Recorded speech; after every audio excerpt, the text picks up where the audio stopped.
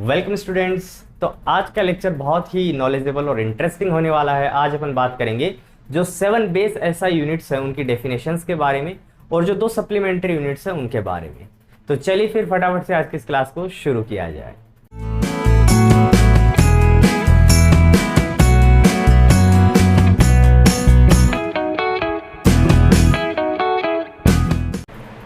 तो बच्चों, जो बेसिक एसआई यूनिट्स हैं उनको डिफाइन करने से पहले थोड़ा सा कंसेप्ट क्लियर कर लेते हैं, थोड़ा सा फील ले लेते हैं टॉपिक का कि अपन को करना क्या है, कैसे करना है, किन चीज़ों को डिफाइन करना है और उसके लिए क्या चाहिए होता है। जो इंटरनेशनल सिस्टम ऑफ यूनिट्स होता है उस इंटरनेशनल सिस्टम में, एसआई सिस्टम में 7 बेस क्वांटिटीज डिफाइन की हुई होती है। 7 बेसिक फिजिकल क्वांटिटीज जो है वो डिफाइन की हुई होती है और उन 7 बेसिक फिजिकल क्वांटिटीज के जो 7 यूनिट्स होते हैं और उन यूनिट्स के कुछ सिंबल्स होते हैं। अपना मोटिव है यहाँ पे ये जो बेसिक यूनिट्स हैं इनको डिफाइन करना। ठीक है, थोड़ा सा समझ लेते हैं। बेसिक फिजिकल क्वांटिटीज का मतलब क्या है? Anything that can be measured directly or indirectly is known as physical quantity. अरे भाई, वो जो चीज जिसको आप डायरेक्टली या इनडायरेक्टली मेजर कर सको उसको क्या बोलते हैं? फिजिकल क्वांटिटी बोलते हैं। जैसे कि इस बोर्ड की लेंथ अपन मेजर कर सकते हैं किसी भी मेजरिंग इंस्ट्रूमेंट से, किसी भी मेजरिंग टेप से। ठीक है, जो अर्थ है, जो सन है, उनके बीच के डिस्टेंस मेजर कर सकते हैं। डायरेक्टली नहीं कर सकते किसी स्केल से, बट ग्रेविटेशनल मेथड से और इनडायरेक्ट मेथड से फाइंड आउट कर सकते हैं। तो वो चीज, वो क्वांटिटी जिसको आप डायरेक्टली या इनडायरेक्टली मेजर कर सको उसको क्या बोलते हैं बच्चों? फिजिकल क्वांटिटी बोलते हैं। जैसे कि लेंथ हुई, मास हुआ, टाइम हुआ, टेम्परेचर हुआ, फोर्स हुई, एक्सेलरेशन हुआ, वेलोसिटी हुई, प्रेशर हुआ, एटसेट्रा एटसेट्रा। ठीक है, ये जो क्वांटिटीज होती हैं इनको आप मेजर कर सकते हो, इनको बोलते हैं फिजिकल क्वांटिटीज। और जिन क्वांटिटीज को या जिन चीजों को अपन मेजर नहीं कर सकते उनको फिजिकल क्वांटिटीज नहीं बोला जाता। जिनको मेजर कर सकते हैं वो होती है फिजिकल क्वांटिटीज, चाहे डायरेक्टली मेजर हो चाहे इनडायरेक्टली मेजर हो। ठीक है, आपकी क्रश आपको कितना लाइक करती है, करती भी है कि नहीं करती, मेजर नहीं कर सकते तो उसको अपन फिजिकल क्वांटिटी नहीं बोलेंगे। अब समझ में आ गया? और इन चीजों को अपन मेजर कर सकते हैं इसलिए अपन इनको क्या बोलते हैं? फिजिकल क्वांटिटीज बोलते हैं। अब देखो, 7 बेसिक फिजिकल क्वांटिटीज होती है। ये जो फिजिकल क्वांटिटीज है बच्चों, ये बेसिक फिजिकल क्वांटिटीज है। बेसिक का मतलब ये फंडामेंटल है। ठीक है, ये फंडामेंटल है, ये बेस है। इन्हीं क्वांटिटीज का मिक्सचर होके, इनका मिक्सअप होके नई क्वांटिटीज बनती है और उन क्वांटिटीज को बोलते हैं डिराइव्ड क्वांटिटीज। फिर उन डिराइव्ड क्वांटिटीज से और बेसिक क्वांटिटीज से मिक्सअप होके अगेन नई क्वांटिटीज बनती जाती है। जो बेस है सभी क्वांटिटीज का वो 7 क्वांटिटीज होती है। पहली हुई लेंथ, ठीक है, दूसरी होगी बच्चों मास, तीसरा होगा टाइम, फोर्थ होगा टेम्परेचर, फिफ्थ होगा इलेक्ट्रिक करंट, सिक्स्थ होगा लुमिनियस इंटेंसिटी, 7 होगा क्वांटिटी ऑफ मैटर। ये 7 बेस एसआई यूनिट्स होती है, एसआई क्वांटिटीज होती है। देखो, जब भी किसी क्वांटिटी को मेजर किया जाता है तब 2 चीजें होती है। जब भी किसी क्वांटिटी को मेजर किया जाता है तो एक तो होता है उसका नंबर, एक होता है उसके साथ में उसकी यूनिट। आप मार्केट गए चीनी लेने, ठीक है भैया 5 किलो चीनी देना। क्या देना? 5 kg। 5 kg 5 किलो चीनी लेने गए आप। तो ये जो मेजरमेंट है ये किसका मेजरमेंट है? कौन सी क्वांटिटी का मेजरमेंट है भैया? मास का ही तो हुआ 5 kg।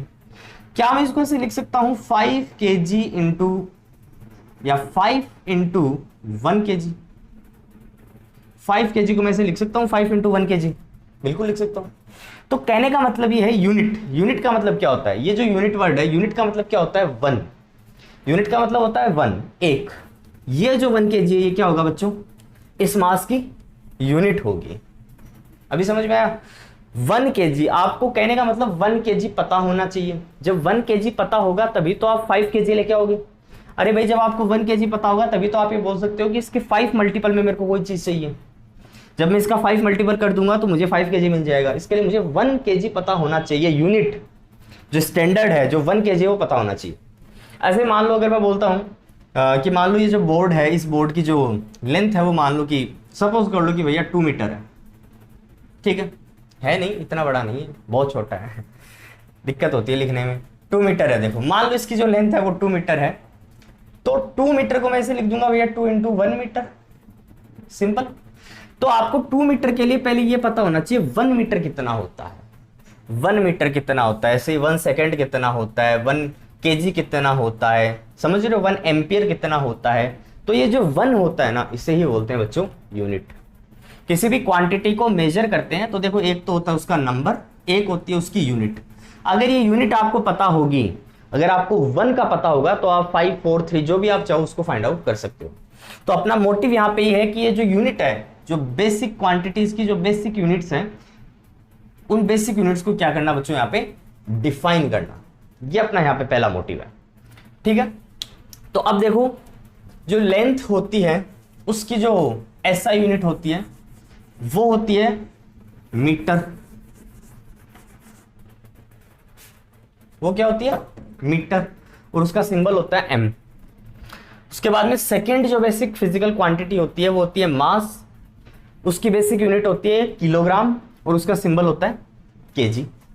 ऐसे जब आप टाइम की बात करते हो तो अब देखो, टाइम की बहुत सारी यूनिट्स है, जैसे सेकंड है, ओवर है, मिनट है, डे है, लेकिन जो एसआई यूनिट है जो ग्लोबली एक्सेप्टेड है उनकी बात कर रहे हैं वो है सेकंड। इसका सिंबल होता है एस। जब भी आप टाइम को मेजर करोगे तो एक तो नंबर होगा और उसका क्या होगा, उसकी यूनिट होगी साथ में, लाइक 1 सेकंड। अगर 1 सेकंड पता है तो आप 5 सेकंड, 10 सेकंड जो भी है फाइंड आउट कर सकते हो। तो वो 1 सेकंड पता होना चाहिए, 1 केल्विन पता होना चाहिए। टेम्परेचर की जो ऐसा यूनिट है वो है केल्विन। इलेक्ट्रिक करंट की जो ऐसा यूनिट होती है वो होती है एम्पियर, सिंबल होता है ए। उसके बाद में लुमिनस इंटेंसिटी। ये लुमिनस इंटेंसिटी क्या होती है इसके बारे में भी डिस्कस करेंगे। इसकी जो ऐसा यूनिट होती है वो होती है कैंडिला, सिंबल होता है सी डी। उसके बाद में 7 नंबर की जो अपनी क्वांटिटी आती है वो होती है quantity of matter. Quantity of matter, इसकी जो ऐसा यूनिट होती है वो होती है मोल, MOLE, और इसका सिंबल होता है MOL। ये 7 बेस SI यूनिट्स होती है, ठीक है। इन 7 बेस SI यूनिट्स के अलावा 2 सप्लीमेंट्री SI यूनिट्स भी होती है।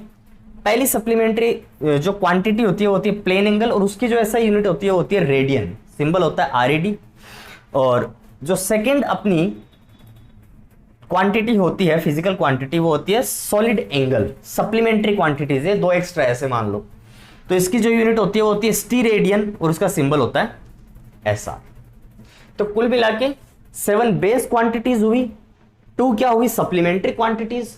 और इन बेस क्वांटिटीज और सप्लीमेंट्री क्वांटिटीज की क्या हुई, बेस और सप्लीमेंट्री यूनिट्स हुई, और ये इनके सिंबल हुए। अपना मोटिव क्या है, अपना मोटिव ये है भैया कि अपन 1 मीटर को डिफाइन करें, 1 किलोग्राम को डिफाइन करें, 1 सेकेंड को, 1 केल्विन को, 1 एम्पियर, 1 कैंडिला, 1 मोल, 1 रेडियन और 1 स्टीरेडियन।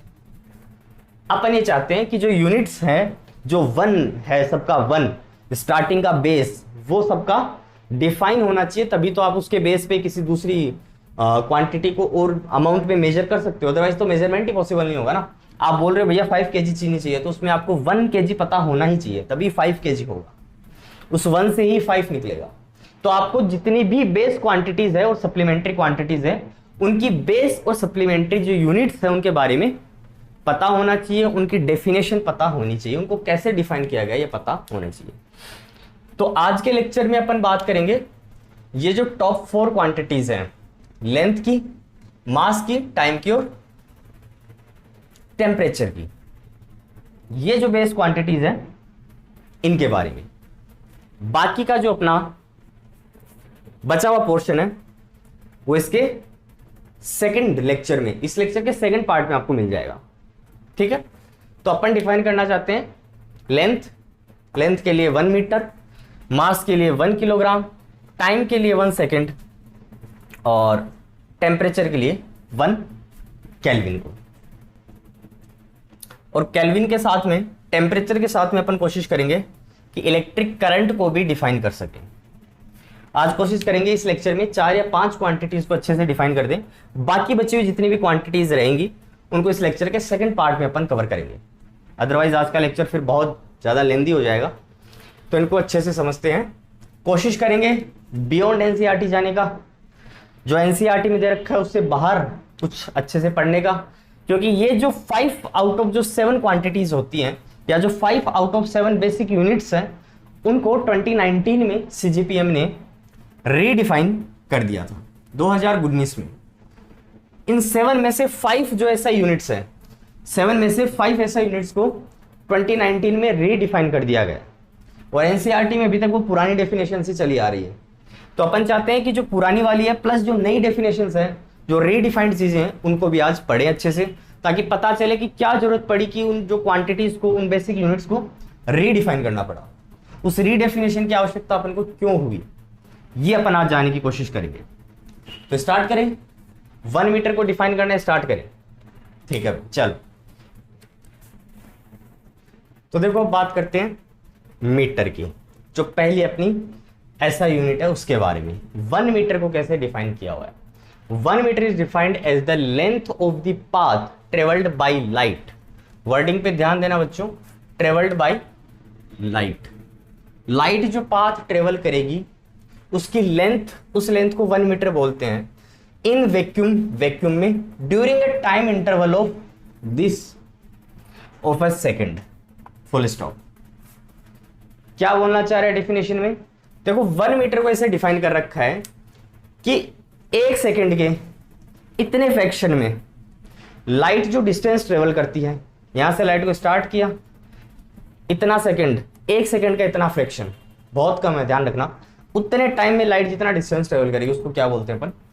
1 मीटर बोलते हैं। सिंपल सी डेफिनेशन है, 1983 में ये डेफिनेशन दी गई थी। अब बात यह है कि भाई ये जो नंबर्स कहां से आ रहे हैं, इसका क्या मतलब है? यहां पे ये जो नंबर है, ये नंबर ही क्यों लिया? अरे भाई कुछ तो होगा, कुछ तो रीजन होगा कि 1 सेकेंड का इतना फ्रैक्शन ही क्यों लिया। आप कोई भी फ्रैक्शन ले सकते थे, ठीक है। तो देखो इसके पीछे का जो रीजन है बहुत ही सिंपल है, कुछ नहीं करना। एक बात अपन को ध्यान रखनी है, जितनी भी बेस यूनिट्स अपन डिफाइन करेंगे, जितनी भी ऐसा यूनिट्स अपन डिफाइन करेंगे, उनको डिफाइन करने के लिए कुछ ऐसा यूनिवर्सल कांस्टेंट अपन को चाहिए होगा, जो यूनिवर्सल ट्रुथ हो, जो चेंज नहीं होना चाहिए, बिल्कुल भी चेंज नहीं होना चाहिए। जैसे मान लो आपको एक बिल्डिंग खड़ी करनी है, तो उस बिल्डिंग को खड़े करने के लिए आपको क्या चाहिए? सबसे पहले एक अच्छा सा बेस चाहिए, उसकी नींव चाहिए जिसपे सारा सिस्टम खड़ा हो सके, और वो बेस इतना स्ट्रांग होना चाहिए कि वो लॉन्ग ईयर्स तक चलता रहे, उसको चेंज ना करने की जरूरत हो। तो वैसे ही ये जो बेस यूनिट्स हैं, इनको डिफाइन करने के लिए अपन कुछ डिफाइनिंग कांस्टेंट्स जिनको बोलते हैं उनका यूज लेंगे, और वो कांस्टेंट्स ऐसे होने चाहिए जो यूनिवर्सल ट्रुथ हो, शाश्वत सत्य हो। समझ गए? क्या चाहिए अपन को? डिफाइनिंग कांस्टेंट्स चाहिए। कोई वेरिएबल क्वांटिटी नहीं चलेगी, कोई फिजिकल क्वांटिटी भी नहीं चलेगी, कोई भी ऐसी चीज नहीं चलेगी जो वेरी करती हो, जो चेंज होती हो टाइम के साथ या किसी भी फिनोमिना के साथ। अपन नहीं चाहते वो चेंज हो, अपन चाहते कुछ ऐसा सिस्टम हो जो कांस्टेंट रहे। तो उस कांस्टेंट के बेस पे आप क्या करोगे? इस क्वांटिटी को डिफाइन करोगे। हर क्वांटिटी को उसके अपने डिफाइनिंग कांस्टेंट के बेस पे डिफाइन किया जाता है, ठीक है। तो यहां पे देखो बोलना क्या चाह रहा है कि 1 मीटर को कैसे डिफाइन कर रखा है कि भैया जो लाइट होती है वो इतना 1 सेकंड के इतने फ्रैक्शन में कितना डिस्टेंस ट्रेवल करेगी, उस डिस्टेंस को अपन क्या बोल देते हैं? 1 मीटर बोल देते हैं। डेफिनेशन बहुत सिंपल है, लेकिन इसके अंदर सबसे बड़ी बात, सबसे मेन क्वेश्चन जो बच्चों के माइंड में आता है, भाई ये जो नंबर है, इस नंबर का यहाँ पे क्या सेंस? ये नंबर ही क्यों लिया? यहाँ पे कोई और नंबर भी ले सकते थे। ये 1/299798458 यही नंबर क्यों लिया? 1 सेकंड का कितना भी फ्रैक्शन ले सकते थे। ऐसी क्या जरूरी हुई, ऐसा क्या साइंटिस्ट लोगों के रहा होगा कि उन्होंने ये इतना नंबर सेलेक्ट किया? तो ये जो नीचे आप नंबर देख रहे हो बच्चों, ये नंबर कुछ भी नहीं है, ये नंबर स्पीड ऑफ लाइट है। ये नंबर क्या है? Speed of light. ये जो 299792458 ये क्या है? ये स्पीड ऑफ लाइट है जो मीटर पर सेकंड में होती है। समझना, सिंपल सा फंडा होता है, अपन जानते हैं कि वेलोसिटी क्या होती है बच्चों? डिस्प्लेसमेंट अपॉन टाइम या डिस्टेंस अपॉन टाइम, सिंपली बोलूं स्पीड की रेफरेंस में। यहां से अगर मैं डिस्प्लेसमेंट निकालना चाहूं तो क्या बनेगा? Velocity into time. डिस्प्लेसमेंट जो होता है, डिस्टेंस जो होती है, वो किस में मेजर होती है? मीटर में ही तो मेजर होती है, और अपन मीटर को ही डिफाइन करना चाह रहे हैं। लेंथ ही तो है, जो डिस्टेंस है वो एक तरीके की लेंथ होती है, तो उसको किस में अपन मेजर करते हैं? मीटर में। उसकी ऐसा यूनिट क्या होती है? मीटर। तो यहां पे distance equal to velocity into time हो गया। चलो भाई, अब एक बात अपन पहले से जानते हैं कि जो वेलोसिटी होती है लाइट की, जिसको c से रिप्रेजेंट करते हैं, वो कितनी होती है? अब ध्यान देना, 299792458 मीटर पर सेकेंड, ये वेलोसिटी होती है या स्पीड होती है लाइट की। अब मान लो मैं इसको बेस लेके चलता हूं, यहां पे स्पीड ऑफ लाइट जो है इसको मैं एक बेस लेके चल रहा हूं इस ऐसा यूनिट को डिफाइन करने के लिए। तो ये मैं वैल्यू यहां पुट करता हूं वेलोसिटी की जगह। मैंने क्या पुट किया कि भैया जो स्पीड ऑफ लाइट है या जो वेलोसिटी है लाइट की 299792458, इसको पुट किया। टाइम कितना लूं मैं बताओ, टाइम कितना लेना पड़ेगा मेरे को यहां पे, टी कितना लूं कि जो डी है जो डिस्टेंस है वो कितना बने, 1 मीटर बने। तो भैया ऑब्वियसली बात है टाइम तो 1 बाई ये क्वांटिटी लेनी पड़ेगी आपको एज इट इज। ये वेलोसिटी की वैल्यू यहां पे रख दी जो स्पीड ऑफ लाइट है। टाइम कितना लेंगे, टाइम आपको 1 बाई वी लेना पड़ेगा, क्योंकि जब आप 1 बाई ये क्वांटिटी लोगे 299792458 तो क्या होगा, तो देखो इससे ये क्या हो जाएगा बच्चों, कैंसिल हो जाएगा। इसकी यूनिट क्या होती है, मीटर पर सेकंड, ठीक है। और ये जो नीचे क्वांटिटी आपने डिफाइन की है ये पूरी क्वांटिटी क्या है, टाइम ही तो है। 1 बाई ये वाली चीज मल्टीप्लाई में पूरा टाइम है। इसकी यूनिट क्या थी, सेकंड। सेकंड और सेकंड इनवर्स कैंसिल हो जाएगा, बचेगा क्या, d इक्वल टू 1 मीटर बचेगा। बोलो भाई, कुछ नहीं है, सिंपल सा फंडा है कि distance is equal to velocity into time होता है। अगर मैं स्पीड ऑफ लाइट की बात करूं, क्योंकि स्पीड ऑफ लाइट क्या है, यूनिवर्सल कांस्टेंट है, कभी भी चेंज नहीं होगा, ऐसा एब्सोल्यूट कांस्टेंट है जो कभी चेंज नहीं होता। तो उस स्पीड ऑफ लाइट को अगर मैं यहां पे बेस लेके चलता हूं तो मुझे कितना टाइम लेना पड़ेगा कि वो जो स्पीड ऑफ लाइट है वो 1 मीटर की डिस्टेंस ट्रेवल करे। तो टाइम कितना होगा, देखो 1 बाई इतना ही तो होगा, ताकि ये क्वांटिटी इस क्वांटिटी से कैंसिल होकर क्या बन जाए, 1 मीटर बन जाए। तो ये सिंपल सा फंडा है 1 मीटर को डिफाइन करने का। अब एक बात ध्यान रखो, ये 1983 में लास्ट टाइम इसको डिफाइन किया था, उसके बाद इसको 2019 में रीडिफाइन नहीं किया। मैंने पहले ही बताया था 5 आउट ऑफ 7 क्वांटिटीज जो है, 5 आउट ऑफ 7 जो ऐसा यूनिट्स है उनको रीडिफाइन किया है 2019 में, लेकिन 2 यूनिट्स ऐसी है जिनको रीडिफाइन नहीं किया। पहली है मीटर और दूसरी है सेकंड। इन दो को रीडिफाइन नहीं किया। उनको क्यों किया, इनको क्यों नहीं किया, इसका जवाब आपको अभी अपने आप पता चल जाएगा, ठीक है। तो इसको 1983 में डिफाइन किया था और इसको डिफाइन करने के बाद में वापस 2019 में रीडिफाइन नहीं किया, क्योंकि ये जो डेफिनेशन है वो पहले से ही कंसिस्टेंट है, बहुत अच्छी डेफिनेशन है, क्योंकि इसके अंदर एक कांस्टेंट का यूज हुआ है, ना कि किसी वेरिएबल का। एक ऐसी चीज का यूज हुआ है जो चीज कभी भी चेंज नहीं होती है, that is speed of light. चाहे आप कुछ भी कर लो, कहीं भी चले जाओ, ये चीज कभी वैक्यूम में चेंज नहीं होगी। I am not talking about medium, ये चीज कभी भी वैक्यूम में चेंज नहीं होगी। तो जब अपन मीटर की बात कर रहे हैं तो in the case of metre ये नंबर क्या है पता चल गया आपको, ये 1983 में डिफाइन की थी। तो इसका जो डिफाइनिंग कांस्टेंट होगा, डिफाइनिंग कांस्टेंट होगा, वो डिफाइनिंग कांस्टेंट इसका क्या होगा बच्चों, वो डिफाइनिंग कांस्टेंट होगा speed of light. Speed of light बोले तो c, ठीक है। तो जो मीटर होती है, जो मीटर ऐसा यूनिट होती है, उस मीटर को डिफाइन करने के लिए जो कांस्टेंट यूज लिया गया डिफाइनिंग कांस्टेंट, वो था बच्चों अपना स्पीड ऑफ लाइट। उस स्पीड ऑफ लाइट से सिंपली अपन इसको डिफाइन कर सकते हैं। इसको 2019 में रीडिफाइन नहीं किया, क्योंकि ऑलरेडी अपन एक कांस्टेंट का यूज ले रहे हैं। ये डेफिनेशन ऑलरेडी बहुत अच्छी है, कंसिस्टेंट है, इसको चेंज करने की जरूरत नहीं है, क्योंकि कांस्टेंट के बेस पे डिफाइंड की गई है, ठीक है। नेक्स्ट अपन बात कर लेते हैं जो अपनी सेकंड थी, किलोग्राम। 1 किलोग्राम की बात कर लेते हैं कि 1 किलोग्राम को कैसे डिफाइन किया गया। चलो तो बच्चों अब बात करते हैं किलोग्राम की। 1 kg को देखो कैसे डिफाइन किया गया है।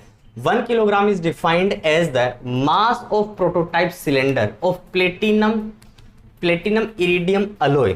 प्लेटिनम इरिडियम अलॉय का एक सिलेंडर है, ठीक है, जिसकी हाइट जो है वो height is equal to its diameter, preserved at the international bureau of weights and measures at Sevres, Paris. जो पेरिस का सीवर्स शहर है उसके international bureau of weights and measures में एक प्रोटोटाइप सिलेंडर रखा हुआ है।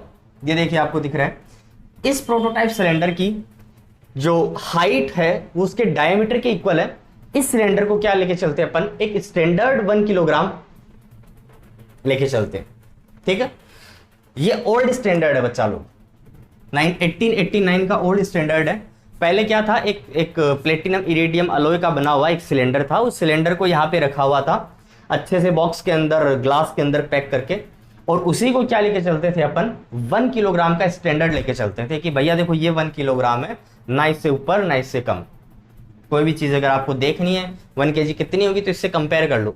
ये जो सिलेंडर रखा हुआ है ये 1 kg का सिलेंडर, ठीक है। तो ये 1889 की डेफिनेशन थी, जो कि अपना ओल्ड स्टैंडर्ड था, जो कि एनसीईआरटी में अभी तक यही छपा हुआ मिलता है आपको। लेकिन 2019 में इसको रीडिफाइन कर दिया गया, ठीक है। इसको रीडिफाइन क्यों करना पड़ा भाई, मीटर को तो रीडिफाइन नहीं किया। देखो एक बात समझो कि यहां जो डिफाइनिंग कांस्टेंट अपन जिसको बोलते हैं, भैया किसके बेस पे डिफाइन कर रखी है सिस्टम को, यहां डिफाइनिंग कांस्टेंट क्या है बताओ। यहां वो कौन सी चीज है जिसके बेस पे इस पूरे किलोग्राम को डिफाइन किया गया है, वो सिर्फ एक प्लेटिनम इरिडियम का बना हुआ सिलेंडर है। अब देखो जो फिजिकल, जब क्वांटिटी की बात आ गई, जब कोई फिजिकल स्टैंडर्ड आ गया, तो फिजिकल स्टैंडर्ड है वो इतना कंसिस्टेंट और कांस्टेंट नहीं रहता। आपने प्लेटिनम इरिडियम के अलॉय को जो है उस सिलेंडर को ग्लास के अंदर पैक करके रख दिया, बट वो हर 10 साल में 20 साल में उसमें कहीं ना कहीं डिग्रेडेशन और डिके तो होता ही है, डिक्रीमेंट उसमें होगा ही होगा। तो धीरे धीरे कहीं ना कहीं साइंटिस्ट लोगों ने एक बात देखी कि भैया ये तो धीरे धीरे डिक्रीज होता जाएगा। तो जो आप 5 किलो चीनी लेके आ रहे हो उसमें भी फिर आपको कम क्वांटिटी मिलने लगेगी।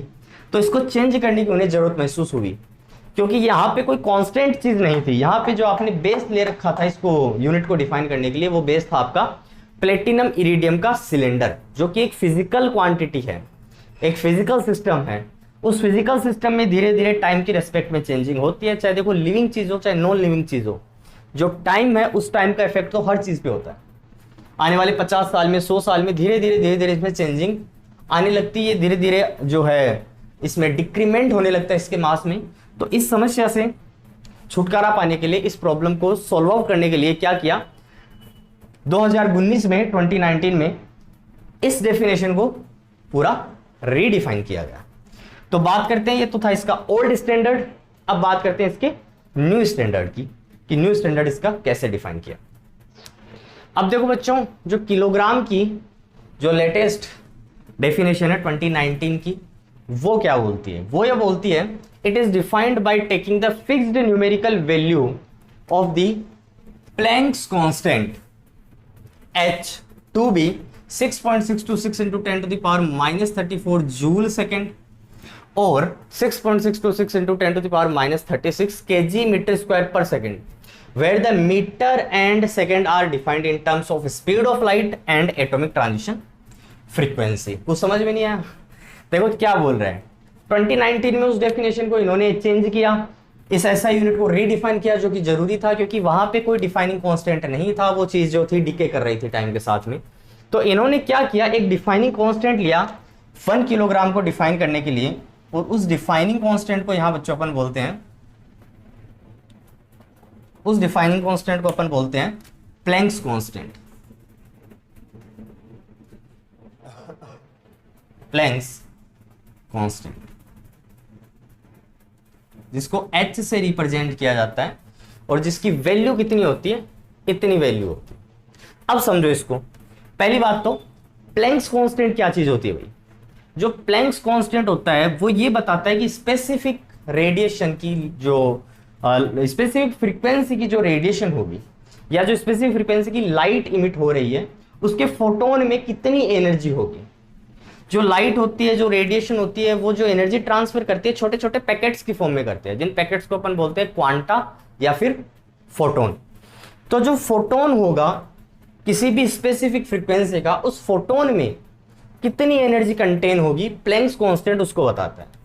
या जनरली मैं ये भी बोल सकता हूं कि 1 हर्ट्ज फ्रीक्वेंसी के फोटोन में जो एनर्जी होती है, वो एनर्जी फिक्स्ड होती है नेचर के अंदर। कहीं भी आप 1 हर्ट्ज की फ्रीक्वेंसी का फोटोन पिक कर लो, कहीं से भी 1 हर्ट्ज की फ्रीक्वेंसी का फोटोन ले लो, उसकी जो एनर्जी होगी वो ऑलवेज फिक्स होगी, और उस फिक्स एनर्जी को अपन क्या बोलते हैं, प्लैंक्स कांस्टेंट बोलते हैं। देखो जूल सेकंड, ठीक है। जो फोटोन की एनर्जी का फॉर्मूला होता है बच्चों, वो होता है E = h न्यू। h हो गया प्लैंक्स कांस्टेंट, E हो गई उस फोटोन की एनर्जी, और न्यू हो गई उसकी फ्रीक्वेंसी। तो यहां से प्लैंक्स कांस्टेंट क्या बनता है, देखो E/न्यू। फ्रीक्वेंसी की यूनिट क्या होती है, पर सेकेंड, या जिसको हर्ट्ज बोलते हैं। तो प्लैंक्स कांस्टेंट का मतलब क्या हुआ? प्लैंक्स कांस्टेंट का मतलब हुआ एनर्जी की यूनिट क्या हुई? जूल, जूल पर हर्ट्ज। समझ रहे हो?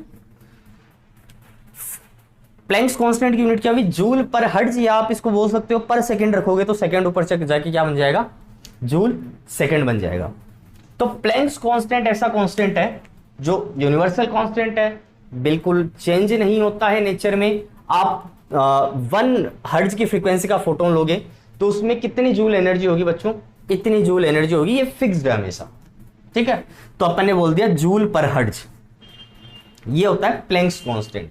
सिंपल इतना समझ लो, प्लैंक्स कांस्टेंट है वो ये बताता है किसी भी रेडिएशन का फोटोन जो है उसमें कितनी एनर्जी एग्जिस्ट करती है या वो कितनी एनर्जी इमिट करता है। तो वो एनर्जी जो होती है फिक्स्ड होती है। ये 1 हर्ट्ज की बात कर रहे हैं 1 पर सेकंड की, तो वो इतनी होती है। इस प्लैंक्स कांस्टेंट को यहाँ पे एक बेस बनाया, डिफाइनिंग कांस्टेंट बनाया, और किसको डिफाइन कर दिया? किलोग्राम को डिफाइन कर दिया, जो न्यू डेफिनेशन अपनी है उसके अकॉर्डिंग।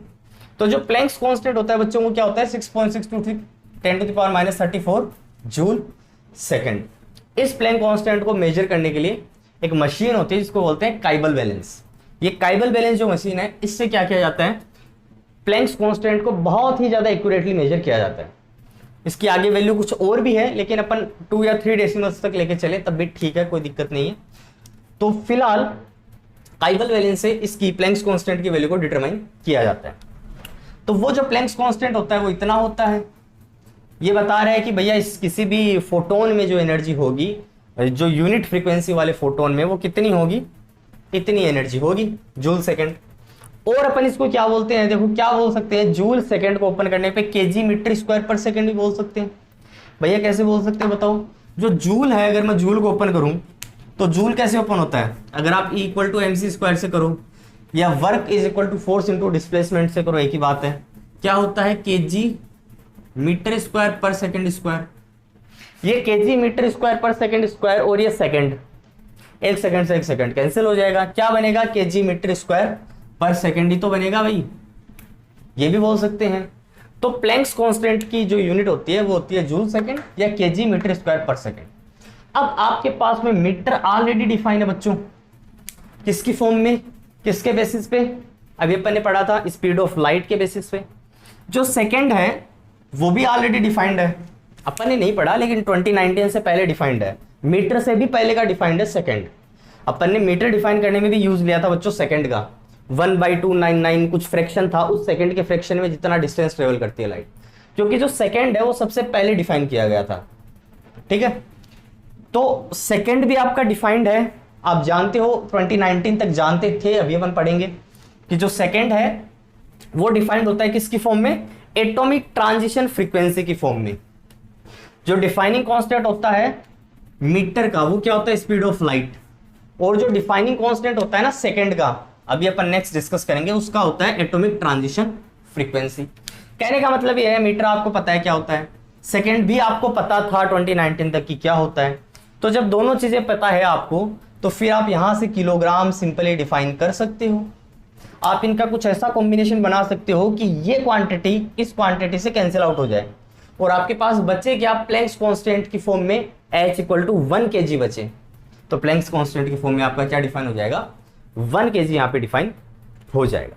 ये 1 किलोग्राम की रीडेफिनेशन है 2019 की, जिसमें डिफाइनिंग कांस्टेंट क्या लिया गया बच्चों? प्लैंक्स कांस्टेंट लिया गया।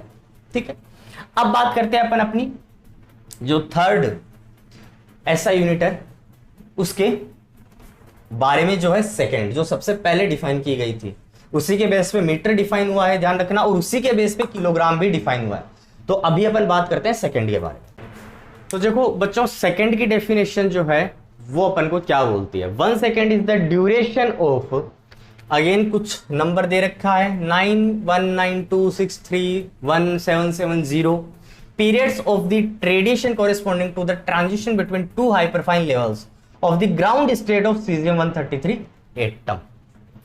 कुछ समझ में नहीं आया? फिर से ये जो डेफिनेशन है 1967 में दी गई है। ठीक है, देखो सबसे पहले यही दी गई थी।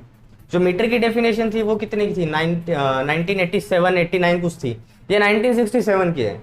और मीटर जो सेकंड है वो सबसे पहले डिफाइन किया गया था, तभी सेकंड के बेस पे मीटर डिफाइन हुआ, और उसके बाद में सेकंड के बेस पे और मीटर के दोनों के बेस पे क्या डिफाइन हुआ?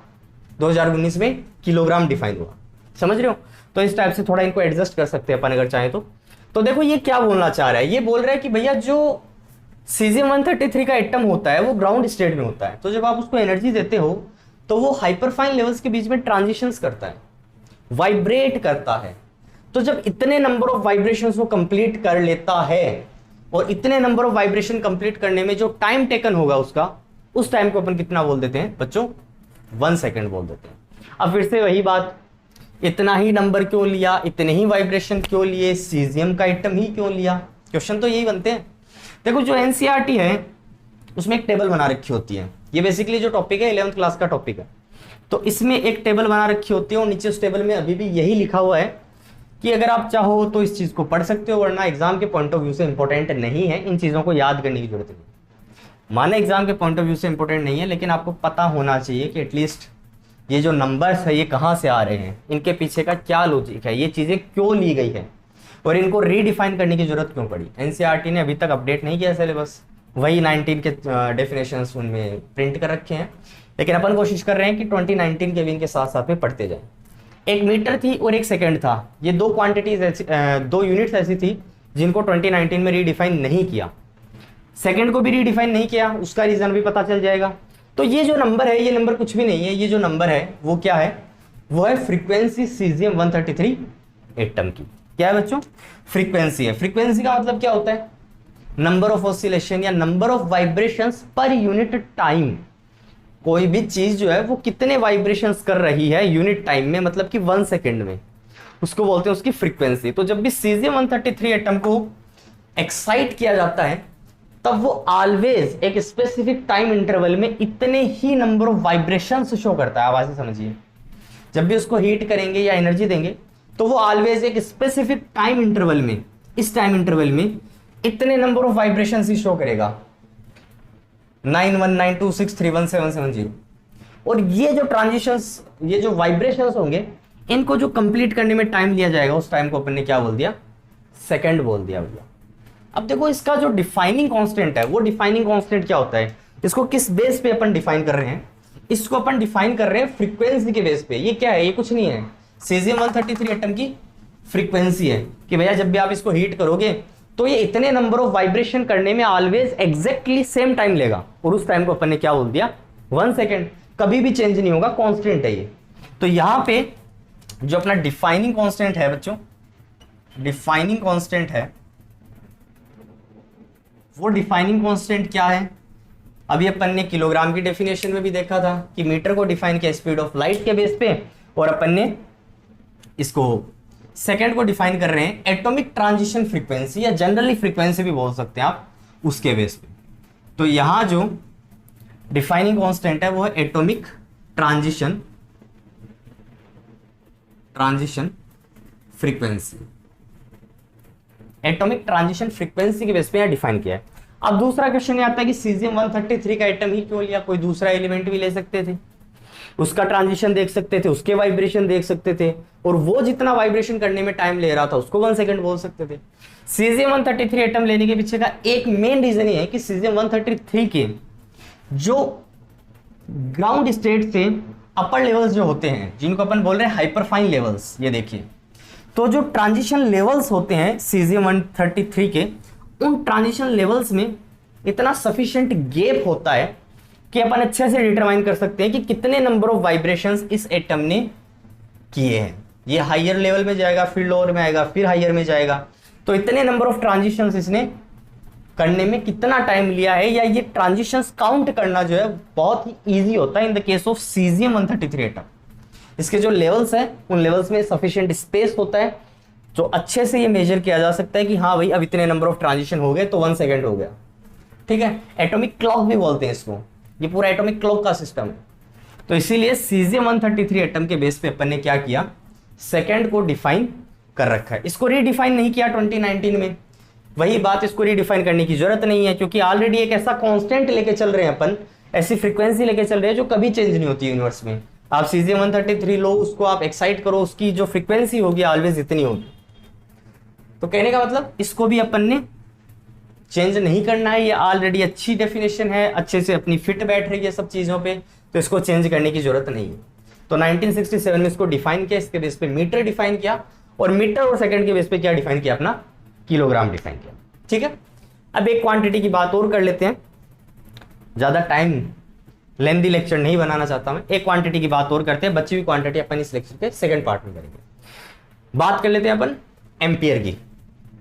1 एम्पियर को डिफाइन कैसे किया, चलो तो देखो बच्चों 1 एम्पियर को कैसे डिफाइन कर रखा है। जो एम्पियर है वो यूनिट होती है अपनी करंट की, करंट मतलब इलेक्ट्रिक करंट, जो शॉक लगता है आपको, ठीक है, तो वो इलेक्ट्रिक करंट की डेफिनेशन जो ऐसा यूनिट है वो है एम्पियर। और 1 एम्पियर को देखो कैसे डिफाइन कर रखा है, 1948 की डेफिनेशन है, ये ओल्ड स्टैंडर्ड है, अपन इसका न्यू स्टैंडर्ड 2019 का जो रीडिफाइंड है वो भी डिस्कस करेंगे।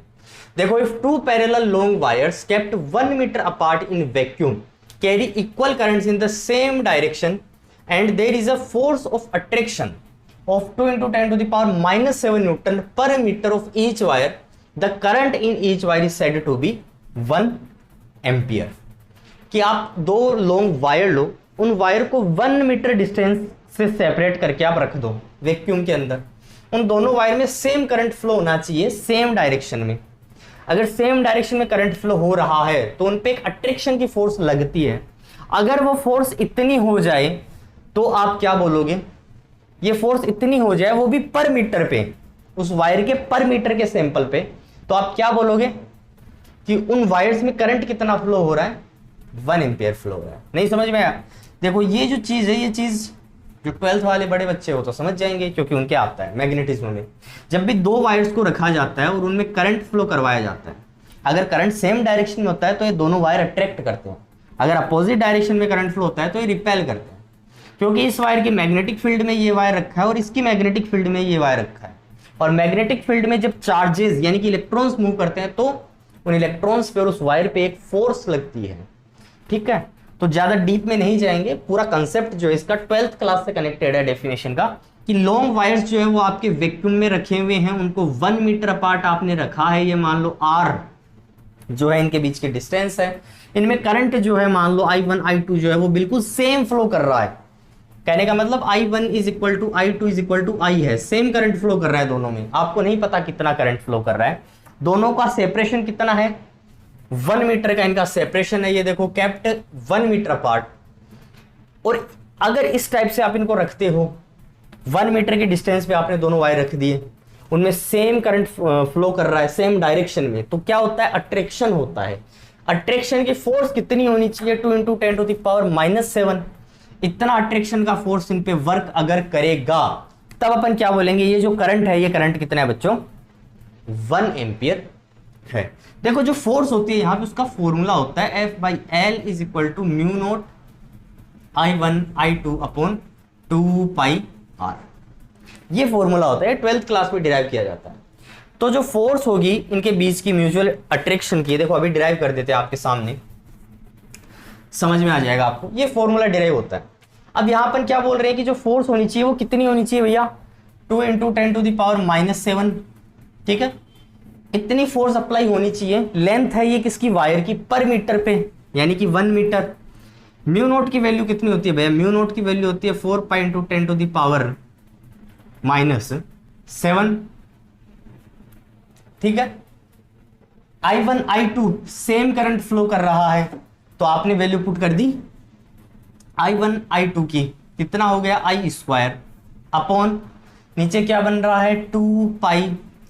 r कितना आपके पास में, सेपरेटेड बाय 1 मीटर, देखो 1 मीटर अपार्ट। तो क्या बचेगा यहाँ पे, पाई से पाई गया भैया, 2 से 2 गया, ये 2 से 2 गया, 10 to the power -7 से 10 to the power -7 गया। अरे बचा क्या, I इज इक्वल टू 1, और I क्या यहाँ पे, करंट, और करंट की यूनिट क्या होती है, एम्पियर। तो जब भी दो वायर्स को पास पास में रखा जाता है वैक्यूम में, उनमें करंट फ्लो करवाया जाता है, तो उनमें फोर्स लगती है, मे बी अट्रैक्शन रिपल्शन, वो डिपेंड करता है उसकी डायरेक्शन पे। अगर इतनी फोर्स उस पर लगने लग जाए, उसके ईच मीटर के सैंपल पे, हर 1 मीटर पे अगर इतनी फोर्स अप्लाई होने लग जाए, तो अपन क्या बोलेंगे, वो दोनों वायर्स में करंट कितना फ्लो हो रहा है, हर वायर में 1 एम्पियर का करंट फ्लो हो रहा है। ये डेफिनेशन जो है वो 1948 की ओल्ड स्टैंडर्ड की डेफिनेशन है। ठीक है, इस डेफिनेशन को रीडिफाइन करने की जरूरत है, बिल्कुल है। इसको रीडिफाइन करने का पीछे रीजन ये है भैया, जो वायर्स हैं वो थोड़े लॉन्ग होने चाहिए, और लॉन्ग वायर्स को पूरा अच्छे वैक्यूम में रख के ये पूरा एक्सपेरिमेंट कर पाना लगभग इम्पॉसिबल है। इम्पॉसिबल भी नहीं है तो एग्जैक्ट रिजल्ट आपको नहीं मिल पाएंगे। आप अच्छा सा वैक्यूम चेंबर बनाओ, उसमें से सारी हवा निकाल लो, उसमें वायर रखो और उन वायर्स में करंट इतना फ्लो कराओ कि इतनी अट्रैक्शन की फोर्स जो है वो बने, ये कर पाना बहुत मुश्किल है। तो इस प्रॉब्लम को सोल्व आउट करने के लिए 2019 में एम्पियर की डेफिनेशन को भी क्या किया गया, वापस से राइट डाउन किया गया, इस एसआई यूनिट को रीडिफाइन किया गया। यहां पे इसका कोई भी डिफाइनिंग कांस्टेंट अपन नहीं बोल सकते, कांस्टेंट कुछ भी नहीं है, एक कंसेप्ट है यहां पे, लेकिन ये कंसेप्ट प्रैक्टिकली पॉसिबल नहीं है। आप डिफाइन तो कर सकते हो बट प्रैक्टिकली पॉसिबल नहीं है। और ये 1 एम्पियर की डेफिनेशन 12th क्लास में एग्जाम में बहुत बार आती है, यहीं से आती है ये डेफिनेशन, ये वही डेफिनेशन है, लेकिन ये फिलहाल वैलिड नहीं है, इसको चेंज कर दिया 2019 में। तो जो लेटेस्ट डेफिनेशन इसकी वो देखते हैं कि उसमें क्या चेंजिंग की गई है। तो देखो 1 एम्पियर को रीडिफाइन कैसे किया गया 2019 में, जो कि लेटेस्ट डेफिनेशन है। Ampere is a measure of the amount of electric charge passing A point in an electric circuit per unit time with 6.25 into 10 to the power 18 electrons और 1 कूलम्ब पर सेकेंड कॉन्स्टिट्यूटिंग 1 एम्पियर। देखो ये concept भी 12th class से उठ के आता है, बहुत सिंपल कंसेप्ट है। जो करंट होता है, इलेक्ट्रिक करंट, उसका मतलब होता है the rate of flow of charge, कितना चार्ज कितने टाइम में पास आउट हो रहा है, उसी से पता चलता है कि उस सर्किट में करंट कितना है। ठीक है, तो I is equal to Q by T, the rate of flow of charge, कितना चार्ज कितने टाइम में किसी सर्किट के किसी पॉइंट से या किसी बाउंड्री से पास आउट करता है, वो वहां पता चलता है करंट कितना है। अगर मैं ये बोल दूं कि भैया 1 कूलम्ब चार्ज, चार्ज जो होता है कूलम्ब में मेजर किया जाता है, उसकी यूनिट कूलम्ब होती है। अगर 1 कूलम्ब चार्ज, मान लो किसी भी सर्किट के किसी पॉइंट से 1 कूलम्ब चार्ज हर सेकंड पास आउट हो रहा है, हर सेकंड उस बाउंड्री को, उस पॉइंट को 1 कूलम्ब चार्ज क्रॉस कर रहा है, तो उस पॉइंट पे, उस बाउंड्री पे करंट कितना होगा भाई, Q1 कूलम्ब हो जाए, टाइम भी कितना हो जाए 1 सेकेंड, तो करंट कितना होगा 1 एम्पियर। सिंपल सा कंसेप्ट, कोई दिक्कत नहीं भाई। करंट होता है the rate of flow of charge. अगर 1 कूलम्ब का चार्ज हर सेकंड फ्लो कर रहा है सर्किट में, तो सर्किट में या किसी पॉइंट से, तो वहां करंट कितना होगा 1 एम्पियर। बस यही बात तो यहां पे बोल रखी है। Ampere is a measure of the amount of electric charge, amount of electric charge passing a point in an electric circuit per unit time with 6.25 10 to the power 18 number of electrons or 1 coulomb per second। अगर 1 coulomb का charge पर second किसी circuit के किसी point से pass out करता है, उसको क्रॉस करता है, तो उस जगह पे, उस पॉइंट पे करंट कितना कॉन्स्टिट्यूट होगा 1 एम्पियर का करंट वहां पे एग्जिस्ट करेगा। अब बात आती है 6.25 into 10 to the power 18 number of electrons का क्या मतलब है। भैया ये तो समझ में आ गया कि अगर 1 coulomb of charge her second अगर पास आउट करता है, पास करता है उस पॉइंट से सर्किट में, तो उस सर्किट के उस पॉइंट पे करंट कितना होगा 1 एम्पियर। लेकिन ये क्या सिस्टम है 6.25 into 10 to the power 18। देखो एक प्रॉपर्टी होती है चार्ज की, ये भी 12th क्लास से आता है ये चीजें भी, कि जो चार्ज होता है बच्चों वो क्वांटाइज्ड होता है। कोई भी बॉडी कितने नंबर ऑफ इलेक्ट्रॉन गेन करती है या लूज करती है, उस पर डिपेंड करता है कि उस बॉडी पे नेट चार्ज कितना होगा। ठीक है, अगर मान लो कोई बॉडी है n नंबर ऑफ इलेक्ट्रॉन अगर लूज कर देती है, तो उस पर चार्ज कितना होगा प्लस ऑफ Ne। एक इलेक्ट्रॉन का चार्ज पता है, अगर 5 इलेक्ट्रॉन उस बॉडी में से निकल गए तो उस पर पॉजिटिव चार्ज आ गया। कितना पॉजिटिव चार्ज 5e, अगर एक का इलेक्ट्रॉन का e है तो Q is equal to plus n ही होगा अगर इलेक्ट्रॉन रिमूव करेगी बॉडी, और Q is equal to minus of n ही होगा अगर इलेक्ट्रॉन्स गेन करेगी बॉडी। अगर मैंने 5 इलेक्ट्रॉन ले लिया तो मेरे पे minus of 5e electron charge आ गया। तो चार्ज होता है किसी भी बॉडी का, वो क्या होता है इलेक्ट्रॉनिक स्टेप्स में होता है, समझ रहे हो, इलेक्ट्रॉन के स्टेप्स में होता है, मल्टीपल में होता है। तो ये चार्ज की क्वांटाइजेशन की प्रॉपर्टी होती है। अब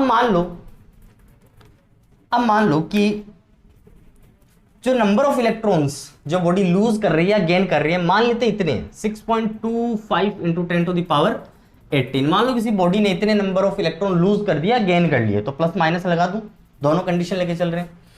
तो उस केस में उस बॉडी पे चार्ज कितना होगा बताओ भाई, इतने नंबर ऑफ इलेक्ट्रॉन लूज या गेन किए, एक इलेक्ट्रॉन का चार्ज कितना होता है वो यहाँ पे पुट कर दो, 1.602 into 10 to the power -19 coulomb. ठीक है, ये तो नंबर है, यूनिटलेस क्वांटिटी है। तो चलो भाई इतना चार्ज होगा इस पे। अब इसको मल्टीप्लाई करके जब सोल्व करते हैं तब देखो क्या बनता है, इसको मल्टीप्लाई करके सोल्व करने पे बनता है 1 कूलॉम, 1 बनेगा इसको मल्टीप्लाई करके सोल्व करने पे। तो कहने का मतलब ये, अगर कोई भी बॉडी इतने नंबर ऑफ इलेक्ट्रॉन लूज या गेन करती है तो उस पर कितना चार्ज होता है, 1 कूलॉम चार्ज होता है। ठीक है, तो मान लो ये कोई अपना सर्किट है, इस इलेक्ट्रिक सर्किट के मान लो इस पॉइंट से, इस बाउंड्री से इतने नंबर ऑफ इलेक्ट्रॉन इस तरफ से इस तरफ चले गए, 6.25 10 to the power 18 number of electrons जो हैं इस सर्किट के मान लो इस पॉइंट से, इस बाउंड्री से इस तरफ से इस तरफ चले गए, इसको क्रॉस कर गए, और हर सेकंड इतने ही नंबर ऑफ इलेक्ट्रॉन इस बाउंड्री को क्रॉस कर रहे हैं। इतने नंबर ऑफ इलेक्ट्रॉन्स क्रॉस करने का मतलब क्या हुआ, 1 कूलॉम चार्ज हर सेकंड उस बाउंड्री को क्रॉस कर रहा है। तो इस सर्किट के इस पॉइंट पे, इस बाउंड्री पे करंट कितना होगा, ऑब्वियसली बात है 1 एम्पियर होगा। अगर 1 कूलॉम का चार्ज जो है वो हर सेकंड पास आउट होता है तो 1 एम्पियर करंट होता है। और 1 कूलॉम का चार्ज बोले तो इतने नंबर ऑफ इलेक्ट्रॉन्स भैया, इतने नंबर ऑफ इलेक्ट्रॉन यहाँ से अगर यहाँ चले गए, यहाँ से अगर यहाँ चले गए, तो इस जगह पे, इस बाउंड्री पे करंट कितना होगा, 1 एम्पियर होगा। ये ऑफिशियल डेफिनेशन है 1 कूलॉम की, और इसी 1 कूलॉम की ऑफिशियल डेफिनेशन से 2019 रीडिफाइन कर दिया 1 एम्पियर की डेफिनेशन। आया समझ में? तो ये बात हुई 1 एम्पियर की रीडेफिनेशन की। लेक्चर बहुत लेंथी हो जाएगा, इस लेक्चर का पार्ट 2 1-2 दिन में आपको चैनल पे मिल जाएगा, जिसमें बची हुई जो अपनी एसआई यूनिट्स हैं, जो कि केल्विन, कैंडिला, मोल और जो 2 सप्लीमेंट्री यूनिट्स हैं उनके बारे में अपन डिस्कस करेंगे। जो मीटर है और जो सेकंड है उनको रीडिफाइन नहीं किया, जरूरत नहीं थी। बाकी जो डेफिनेशंस थी उनमें कुछ ना कुछ कमियां थी, कुछ चीजें सही नहीं थी, तो इनको वापस से एक्यूरेट बनाने के लिए डिफाइनिंग कॉन्स्टेंट्स लेके इनको डिफाइन कर दिया। जो एम्पियर था, एम्पियर का डिफाइनिंग कॉन्स्टेंट में लिखना भूल गया। एम्पियर का डिफाइनिंग कॉन्स्टेंट भैया क्या होगा, इलेक्ट्रॉनिक चार्ज। इलेक्ट्रॉन का चार्ज जो होगा वो इसका डिफाइनिंग कांस्टेंट होगा। कूलॉम, 1 कूलॉम चार्ज अगर 1 सेकंड में पास आउट हो रहा है तो यहाँ पे डिफाइनिंग कांस्टेंट क्या बना, इलेक्ट्रॉनिक चार्ज बना। मीटर का डिफाइनिंग कांस्टेंट बना स्पीड ऑफ लाइट। केजी का डिफाइनिंग कांस्टेंट बना अपना प्लैंक्स कांस्टेंट। उसके बाद में सेकंड का डिफाइनिंग कांस्टेंट अपना बता एटॉमिक ट्रांजिशन फ्रीक्वेंसी। उसके बाद में एम्पियर का डिफाइनिंग कांस्टेंट बच्चों अपना बना इलेक्ट्रॉनिक चार्ज। बची हुई जो 3 यूनिट्स है और जो 2 सप्लीमेंट्री यूनिट्स है उनकी अपन बात करेंगे इस लेक्चर के पार्ट 2 में। आई होप कि आज के लेक्चर से आपको जो सारे डाउट्स है वो क्लियर हुए होंगे कि ये जो यूनिट्स हैं इनको कैसे डिफाइन किया जाता है, इनको रीडिफाइन क्यों किया गया, और जो नंबर्स यहाँ पे चल रहे हैं उन नंबर्स को कैसे लिया, क्यों लिया। तो पढ़ते रहिए और देखते रहिए arrow physics classes. Keep supporting. Thank you.